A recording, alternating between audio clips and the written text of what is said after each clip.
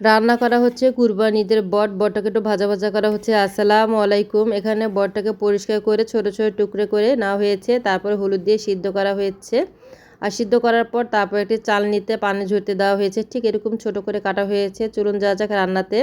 চুলাতে হাঁড়ি বসিয়ে দিয়েছে, তার মধ্যে দিয়ে দিচ্ছে পরিমাণ মতন তেল, তেজপাতা, দারচিনি আর দিয়ে দেওয়া হচ্ছে এলাচ। আর এখানে যে পেঁয়াজটা দিয়ে দেওয়া হচ্ছে সেটা হলো ফ্রোজেন করা ছিল। সেই ফ্রোজেন করা পেঁয়াজ দিয়ে গরুর বটটা রান্না করা হবে। আর তেলটা মনে হচ্ছে কম হয়েছে, সেজন্য আরেকটু তেল দিয়ে নেওয়া হচ্ছে। দিয়ে দিচ্ছে পরিমাণ মতো লবণ আর দিয়ে দেওয়া হচ্ছে মরিচের গুঁড়া। আর বটের মধ্যেও কিন্তু ভালোই চর্বি ছিল, সেজন্য তেলের পরিমাণটা একটু কম দিয়ে দেওয়া হচ্ছে। আর দিয়ে দেওয়া হচ্ছে হলুদের গুঁড়া, ভাজা জিরার গুঁড়া আর গরম মশলা গুঁড়াটাও দিয়ে দেওয়া হচ্ছে। আর দিয়ে দেওয়া হচ্ছে আদা পেস্ট, রসুন পেস্ট। আর কে কোথা থেকে আমার ভিডিওটা দেখছেন অবশ্যই কমেন্টস করে জানিয়ে যাবেন। আর এখানে গোলমরিচটা ব্লেন্ড করা হয়েছে, সেটা দিয়ে দিয়েছে আর কি। তারপর দিয়ে দেওয়া হচ্ছে পানিটা দিয়ে মশলাটা ভালো করে কষিয়ে নেওয়া হচ্ছে। আর এই তো মশলাটা কিন্তু সময় নিয়ে কষানোর পর তারপরে সিদ্ধ করা বটটা দিয়ে তারপরে নেড়ে চাওয়া হচ্ছে আর কি।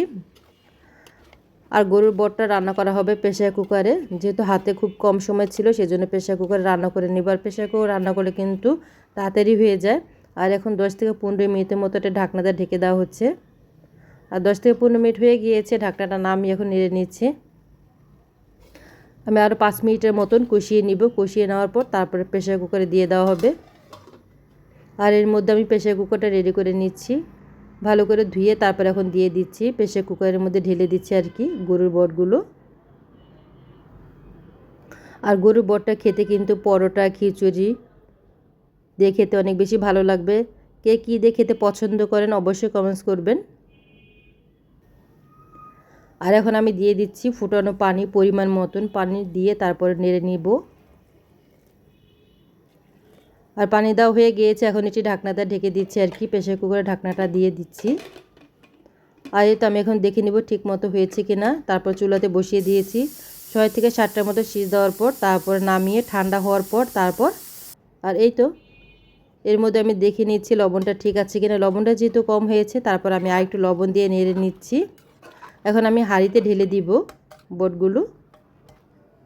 আর এর মধ্যে দিয়ে দিচ্ছি ভাজা জিরার গুঁড়া, গরম মশলা দিয়ে দিচ্ছি পরিমাণ মতন। আর দিয়ে দিচ্ছে লাল, সবুজ কাঁচামরিচ। দেখতে কিন্তু অনেক বেশি ভালো লাগছে। আর বট রান্নাটা কেমন হয়েছে অবশ্যই কমেন্টস করে জানাবেন। আমি বটটা একটু ভাজা ভাজা করে রান্না করে নেব। এর মধ্যে আমি দিয়ে দিচ্ছি পেঁয়াজ বেরেস্তা দিয়ে 10 থেকে 15 মিনিটের মতন চুলাতে রেখে একটু ভাজা ভাজা করে নিব। একটু ঢাকনাটা ঢেকে দিব আর কি। আর এই তো 10 থেকে 15 মিনিট হয়ে গিয়েছে, নামিয়ে নিচ্ছি। এখন রান্না হয়ে গিয়েছে, চুলাটা অফ করে দিচ্ছি। একটি বাটিতে সার্ভ করে নেব। কেমন হয়েছে কমেন্টস করে জানাবেন। সবাই ভালো থাকবেন। আল্লাহ হাফেজ।